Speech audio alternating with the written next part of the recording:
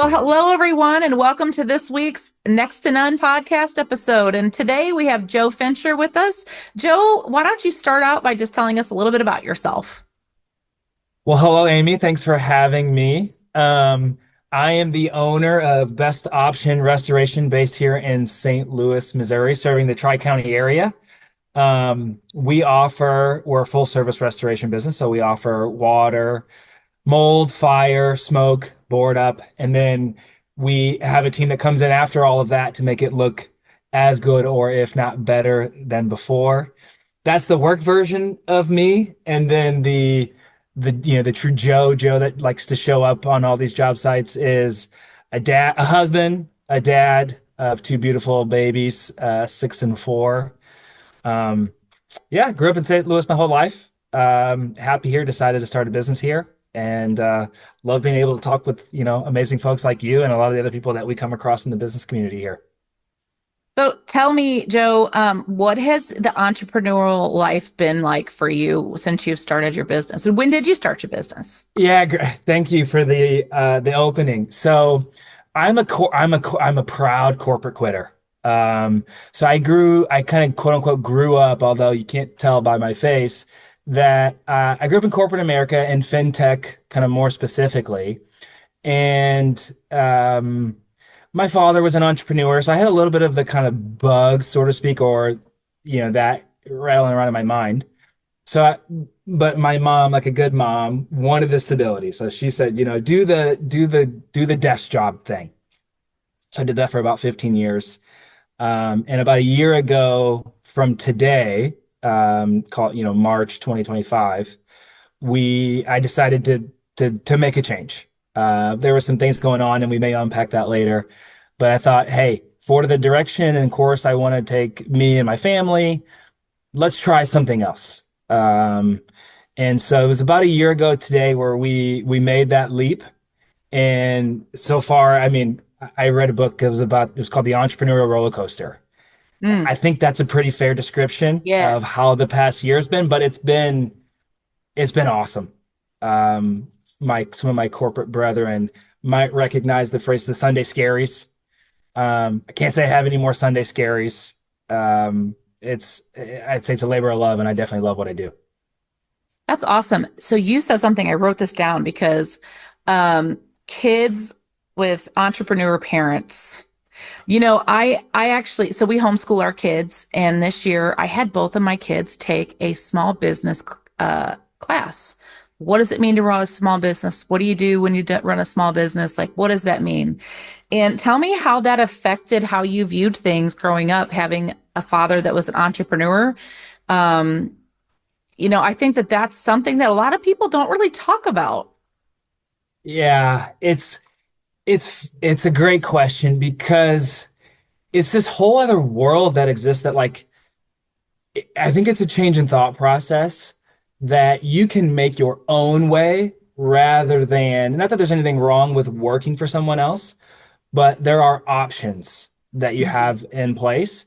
And if you're crazy enough and you have the confidence to make the jump, there is an avenue, and you can survive and even thrive different than the normal path. And so I had that kind of early on, but wasn't a major thought of mine, to be honest. I'm shockingly a little more risk adverse.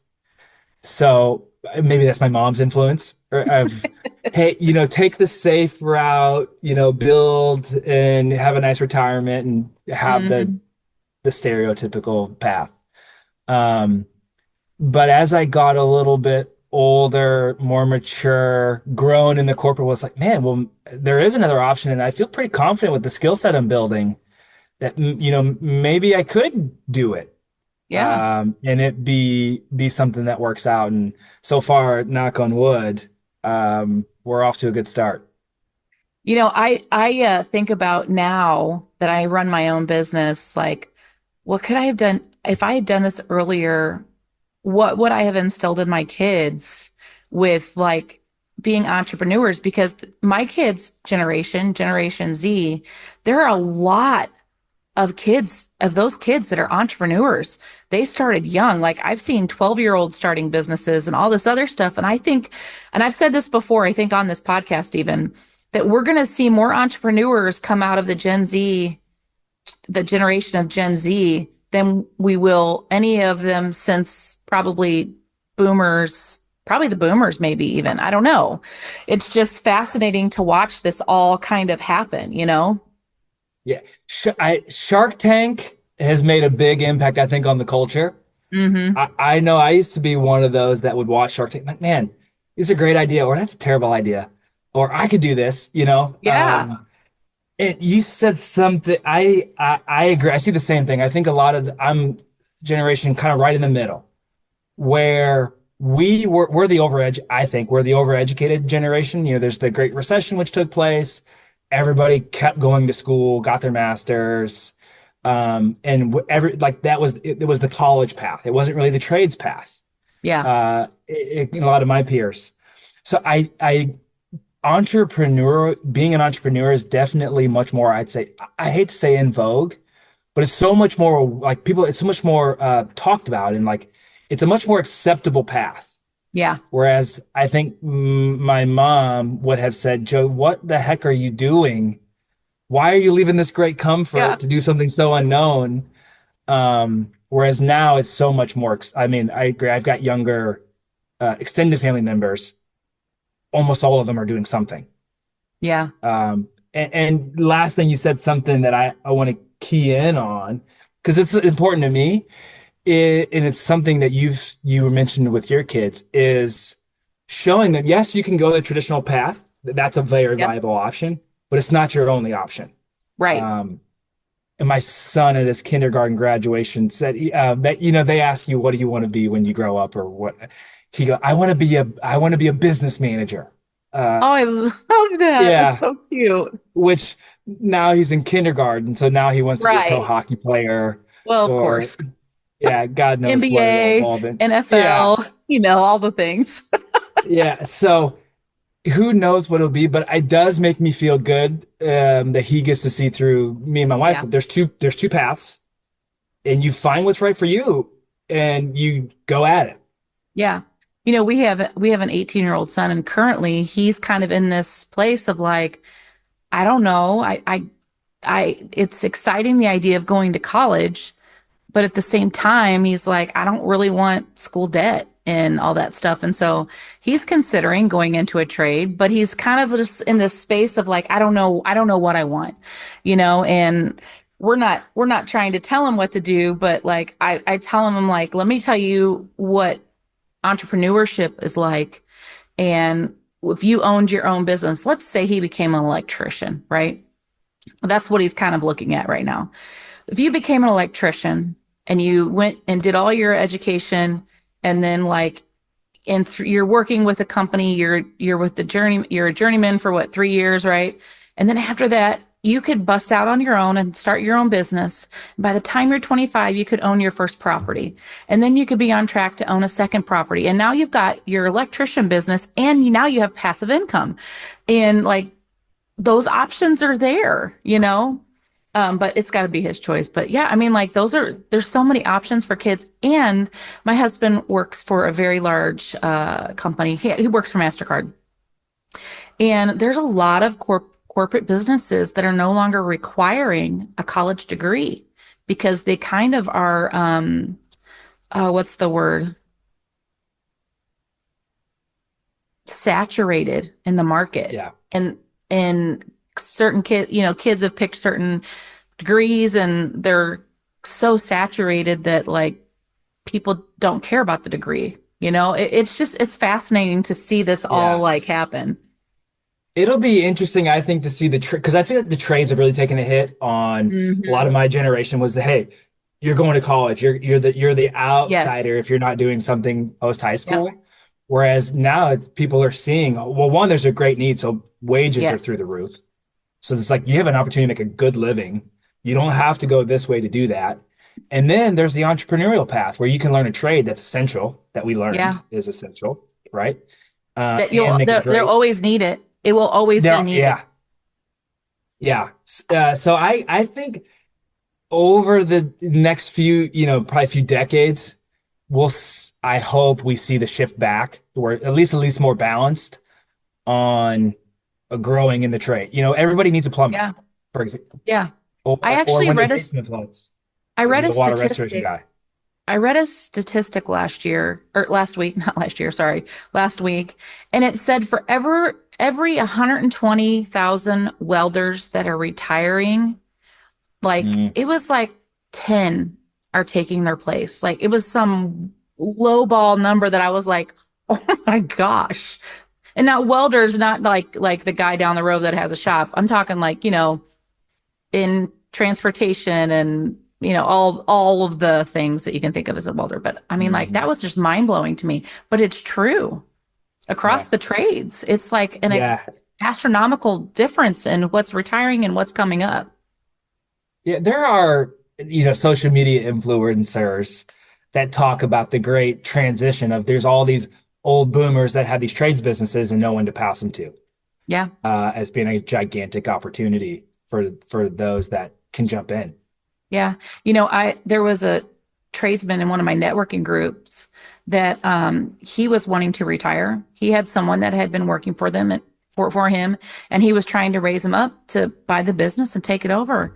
And there became an issue because the guy was like, I don't want to work weekends. I don't want to do emergency calls. And the owner was like, this is what you do as an entrepreneur. And he was just like, no, thanks. I'll go work for somebody. And I was Yeah. like, Which is like what we were talking before. There are two paths, right? There are characteristics, there's plus and minuses of each yep, path. As an entrepreneur, you work weekends. You sometimes. work all the time. Yeah, sometimes. Yeah, and I mean, I'm an emergency You business, are, yeah. so we work whenever the call comes, Yeah, and that's kind of a value prop for us. Is when people need us, we're there. right. And I think across a lot of the trade, plumbing, you see the same thing. Electrical, right? When HVAC, when if it gets hot here in the summer, you know that. If your AC Oh goes yeah. out in July, right? You're calling everybody. Oh, I'm calling somebody. Yeah. Yeah, I can tell you with my wife, we'd be calling everybody. Yeah, So yeah, right. Yeah, it's like for me in my business, like weekends aren't necessary, like for what I do. mhm. As a leadership and business mentor, like that consultant, that's not, but you're right. There are emergency services that plumbers, electricians, restoration, I Mhm. don't know what all the other ones are that well, I said plumbers, but Yeah, anyway, there are emergency calls. You're going to have that. yeah. But I would venture to say if you came across yeah, at a soccer game, a business owner, a mid-sized business owner, I'm sure you'd introduce yourself, right? Oh, 100%. Right. The cap never comes off, right? You It may doesn't. Yeah. I love that you said that because it's so true. Like when I first started my business, I literally worked 7 days a week. And then I got to the point where a mentor of mine was like, what are you doing? I was like, I'm building a business. They're like, you're going to burn out. And I'm like, okay, you're right. You're right. You're right. You're right. But you're right. You do still talk about your business. Like last year, we went to a family reunion out of state and I talked about my business because people ask me what I do now. And it came yeah, up. And then some of them were entrepreneurs. They asking me questions like, hey, how do you do this? And what do you think I should do with this? And it's just, you're right. It just depends. Sometimes I yeah. have it But at home on Saturdays. yeah, but I will. I think that also comes too because you love what you do, right? So some Yeah. of it is just you just love it, right? Yeah. And it's what you care about, and you talk about what you care about. Yeah. Um, in the same vein, you talk about your kids of, here's what's going on Yeah. in my world. No, that's a good point. You're right. And I like to help others. I like to give and I like to serve others. And that is gets me in trouble sometimes. Um, I can but that's understand okay. that. Yeah, So Joe, what's your favorite client story? that's a good question. I We're love good very questions. lucky. We're super lucky in the fact that we get to be Superman without the cape. Hmm. Right. They call us. Most people don't really know what restoration is, so they don't really know us, right? And I most people haven't had to use us before. Hmm. So they, Google, everybody, you Google, you go to Google or a Right. trusted person, they call their insurance agent and they say, call Joe, Joe, take care of you. Nevertheless, they don't know who I am. They don't know who we are, really. So we get to show up in one of their worst days of the year, Yeah. and take care of them. And then we're full service. So we do the mitigation and we do the repair. It's we have a lot of great stories where people give us gifts and stuff on the mitigation side, but it's on the repair that is like the bow on top. Um, and it's just top of mind client story. So I was on the phone with a client this morning who we just finished up a project for, and his basement flooded. Basements in St. Louis and they flood. Um, and we did the mitigation, then we did the repair. He goes, "We just got an extra 1,000 square foot back to our added to our house. It was a space that wasn't that usable. We didn't love it before, and it's so much better now than it was then. And you guys were great. We loved it. Like um, just those types of stories where we're able to come in and just love on people. This is a little weird to say, but you just get to kind of love on them through our Yeah. means to be able to do that, and then hear them so happy, right? Like they go from not happy, right? Stressed. What am I going to do? And then it's like all these silver linings start showing up, and you're able to take their hand and kind of guide them through the Hmm. process, and then do really good work for them, which is that can't forget that part. But also then be really communicative and caring and listening and execute. And then you get these stories at the end where it's like it's hard to say goodbye. Those are that like we've had Oh, it where it's hard to say goodbye because you really get to know and love these people. And yeah. then by nature of the work, like we got to say goodbye. And we don't necessarily always like there'll be clients I still call after the fact, but it's those types of stories where me and the our small team talk about like that was it's where you're sad leaving the house or the business because So I'm you've gonna, done such a great job. yeah. Oh, it's great. It's great when you have customers, clients that feel like, I tell people want to feel three things. They want to feel needed, they want to feel known, and they want to be cared for, right? If you can accomplish those three things as an entrepreneur, you will have long lasting relationships with your clients, whether you're still working with them. They're going to people remember how you made them feel, right? So when you leave them, they're going to talk to other people about you and your business because of how you treated them. And I say that all the time to people, like they're going to remember how you made them feel. So make sure you make them feel like you really genuinely care and let it be genuine. Don't let it be a fake thing that most people can spot a mile away, right? Mhm. So, okay, Joe, what has networking done for your business? It's done a lot. Um, and it's done a lot, but I want to challenge the word. Because I hate that word, networking, because it just like we were talking about, be genuine and like take care of people. Hmm. Networking for me, I wouldn't say I'm a natural networker or a sales guy. Like I'm outgoing, but hearing the word networking is just like kind of, just as uncomfortable. Leave it at Interesting. that. I'm curious as to Um, why.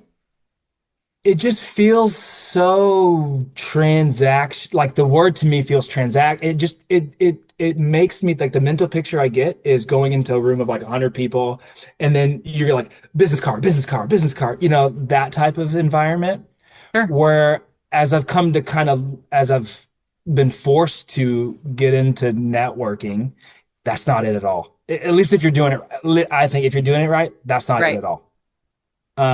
It's how can I help you with your business? Yeah. Get to know people like people as they like to do business with people they know, like, and trust, right? Right. Um, and that's who I want to do business with, is people I know, like, and trust. Which is kind of nice. I can say, like, hey, this is me. We do good work. I care about people. And I think rising tide lifts all boats. Hmm. And to be able to go into venues, and especially if the venues sort of kind of curated for that, to be able to meet other people of the same mindset where it's not that cringy. Yeah. networking, Yeah. but it's relationship building of people who want to build. It's something I've learned that's really my mindset has changed on to where it's like, man, these are awesome people who are just like nice people who Yeah. want to, do good for their clients too. And whether that means them or providing someone else who's going to do a great job. So it's had a major impact on my business. It's where I like spending the majority of my time. Having said all that, it's where I like to do it the most, actually. Sure. Um, and it's such a better client to be able to serve when they come from a trusted source, like like a referral. Even though they may not know restoration, they know, oh, I know Amy. Amy's great. If this person's connected to Amy, I'm already feeling better about it. Yep. And then I get to come in and be the extension of you and love on, we say it again, love on people, Yeah. even if it's in a, kind of a crappy scenario, pun intended. Um, and guide them through to a good outcome. It's like Yeah. it makes such a difference. And then from a business standpoint, getting into the nerdy side, the cost of customer acquisition drastically changes. So not only from you got a great client now, but from a business standpoint, your cost of customer acquisition is significantly lower Yeah. than trying to play the Google game where you're just a name amongst everybody else. Oh yeah. Yeah. When I started my networking journey, um, one of the first ones that I went to, I felt like I was playing business card roulette.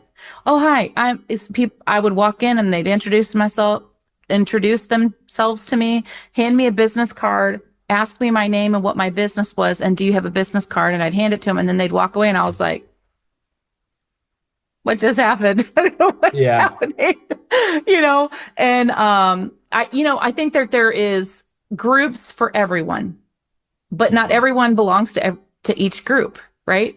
There's certain Mhm. ones like Joe and I are in a BNI group together, and I love our group, and we like each other, we trust each other. It's a great networking group of people. And then I have another one that I go to on Wednesday mornings. Again, it's a great group of people. We care about one another. Like in that group, there was someone that just recently lost their mother, and people showed up at the memorial service. Like it was beyond just doing the networking. It was caring about the people individually. Like when my mother-in-law died, there was several of them that reached out and checked in on us recently, like, hey, how are you doing? How is your family? Or is your husband okay? And to me, it's finding those. And then also I'm part of Women in Business Little Black Book, right? It's about community more so. We do a lot of things in the community through our groups. And it's not just about the business. It's not just about that. It's about more than that. But you have to find the ones that are the right fit for you. Mhm. Yeah. I love when I'm able to give referrals when I can say, I know Amy, she's great. She's going to do this, that, and the other, because Yeah. that's the kind of person she is. People and I can when I just say I don't know them that well. I know they do this service. Give them a call Yeah. versus I know Amy. She's awesome, right? Like this is you can kind of talk a little bit more about Amy. Yeah. You can just hear it in the person receiving it. It's like a blankie. Yeah. Uh, of like, oh, okay, wow, this isn't just like they're not getting money on the back end for this. They Right. actually they actually know this person and they do good work. Just today, I was talking to my mentor, and she was talking about wanting to do some renovations in her home. And immediately I thought of like five different people. And then I was like, okay, which of those people that I network with are going to be the best fit for her? Hmm. Right? Because she has specific things that she likes and she's very particular. And so I immediately thought of this one person. And I immediately sent a text. I called them and said, hey, I've got this person that wants to do renovations. I think this would be a great fit for you. You're going to be very attentive to the needs. And I would love to do a text introduction. And they were like, yeah, absolutely. So I did. And I know for a fact they're going to work well together because I know both of them so well. And Yeah, because that my mentor trusts me, she doesn't need to have three bids. She knows that I'm giving her the best that I know is going to yeah. be for her. Yeah. It's such a great scenario all the way around. Yeah. Yeah, it is. Okay, Joe, tell me, so your wife, you and your wife, how do you do what work-life balance? Because you are kind of an emergency service. And I think a lot of entrepreneurs don't talk about that. So I have a mentor. One of the big things I'm working with my mentor on is work-life balance. Um, so I don't have it solved. I've got some things that I'm looking. I have a hard time. I mean, I love it, right? I love working. I love helping folks. Like, so it's hard to shut off. Hmm. I'm learning I have to. I mean, for my own energy, being present with my family, Yeah. being able to build a business, and you can appreciate this, that hopefully it someday runs without me, right?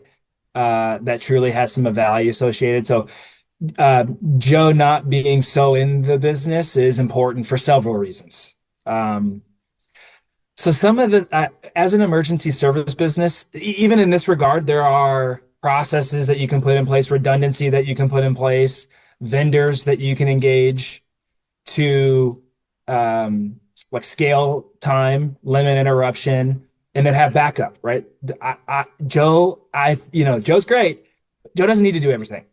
There are other very capable people on Hmm. our team that just need the opportunity, really.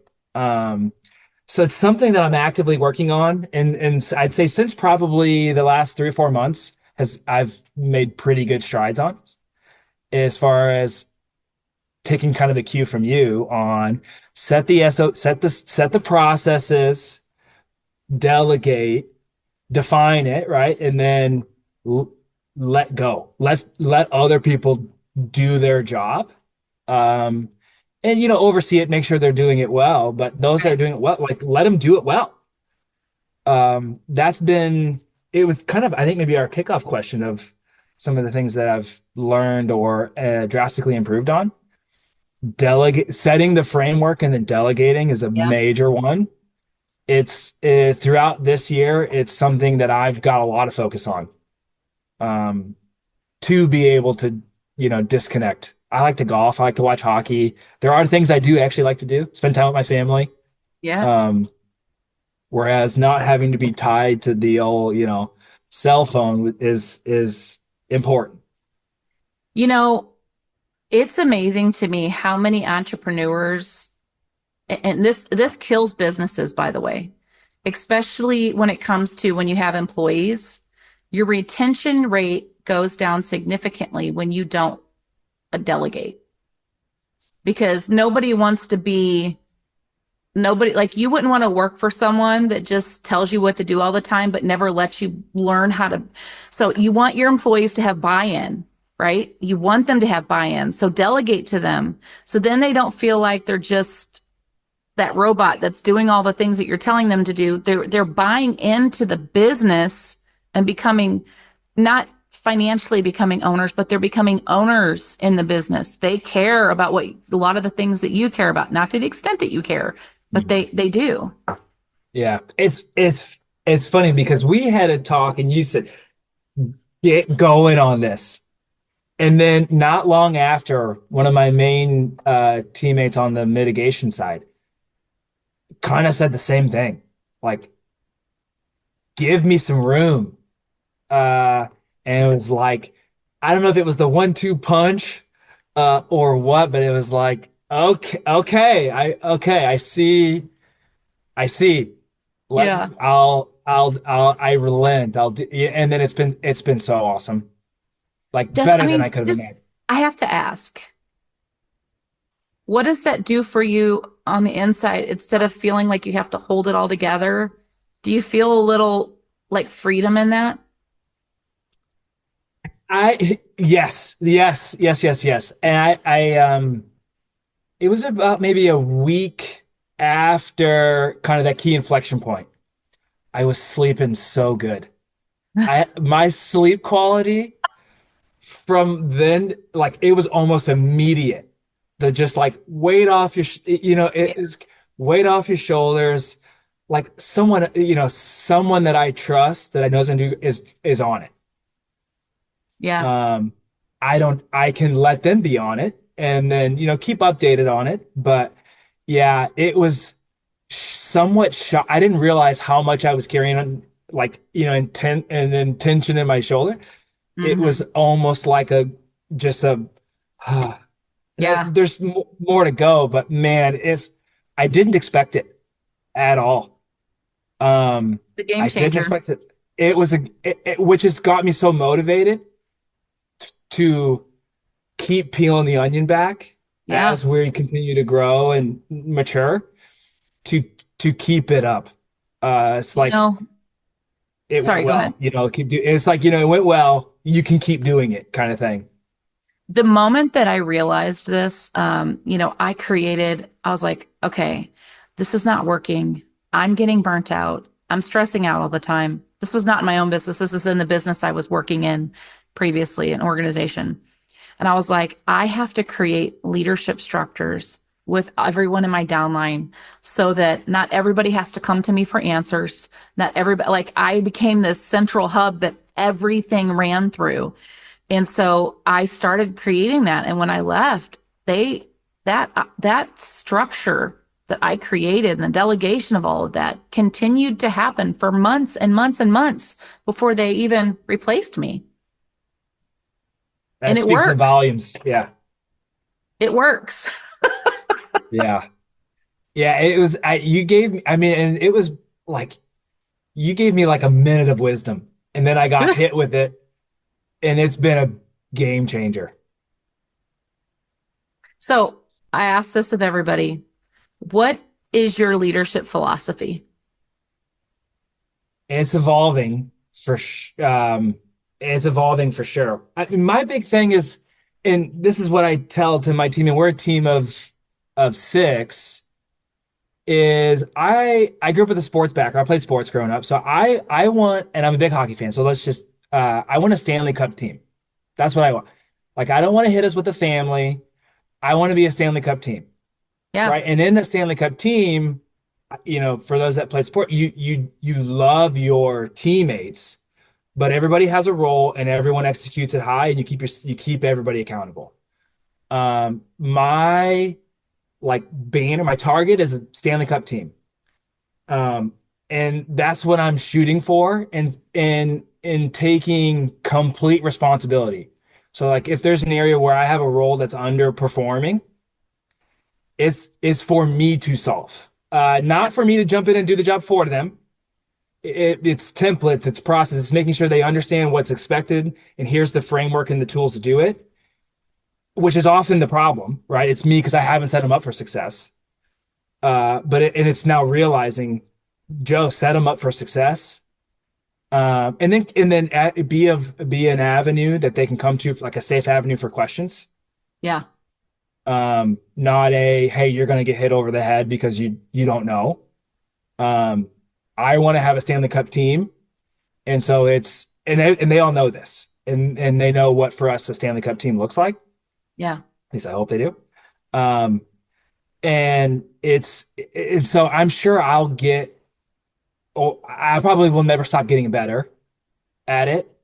My heart is for sure there, and it'll be probably more removing and letting people do their thing, better processes as we grow, more efficiency.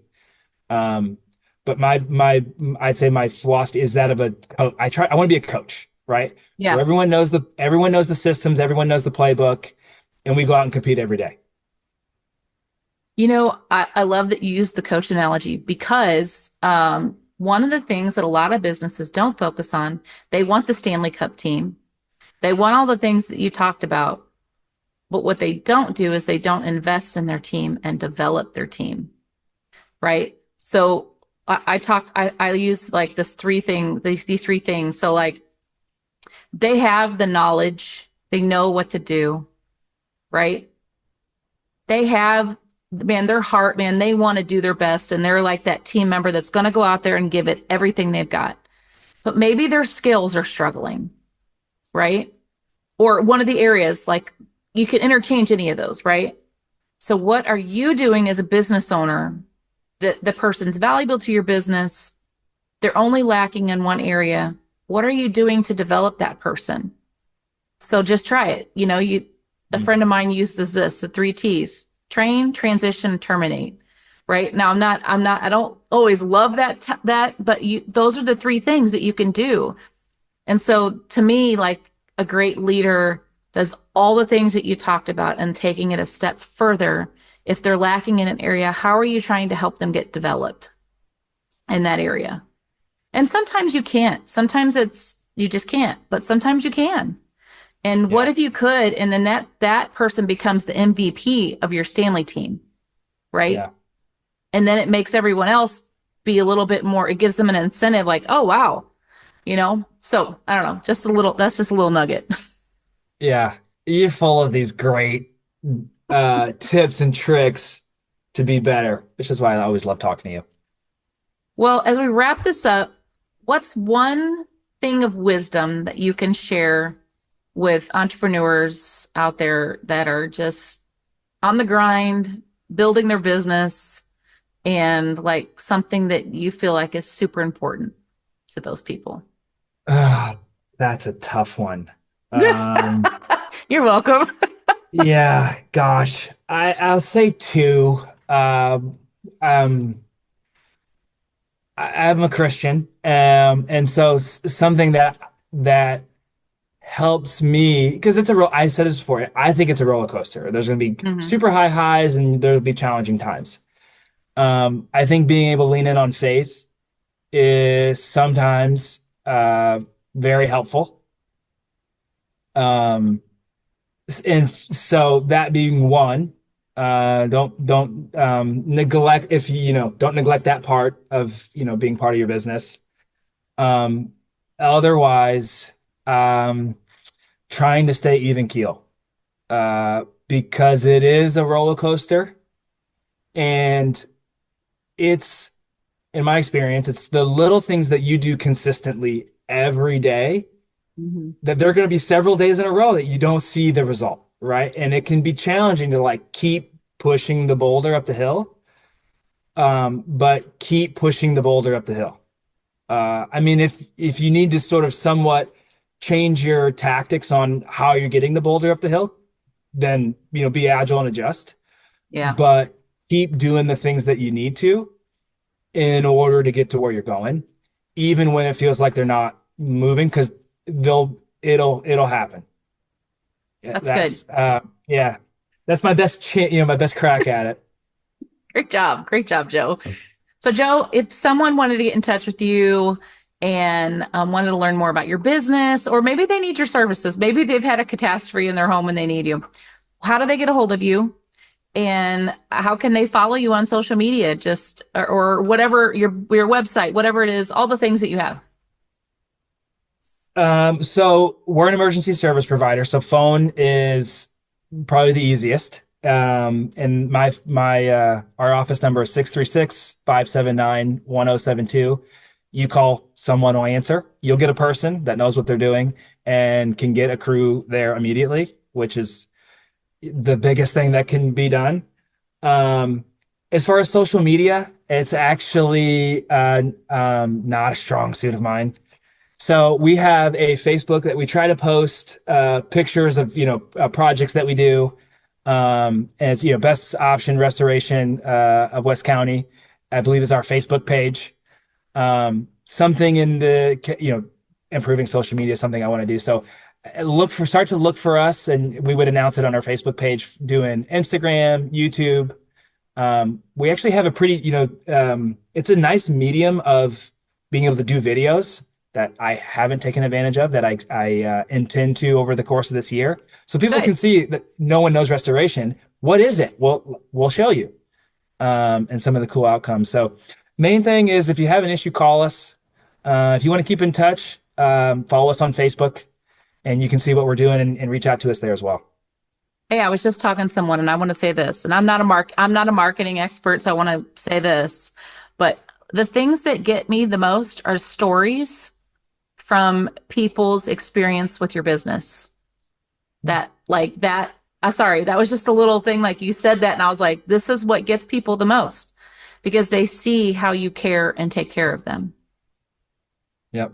Yeah, that's actually a great idea. How many nuggets have I gotten? My page is full of stuff from you. It's like a Well, free I've learned sessions. some things too, Joe. I just want you to know that. So, well, thank you so much for being on. This has been my pleasure.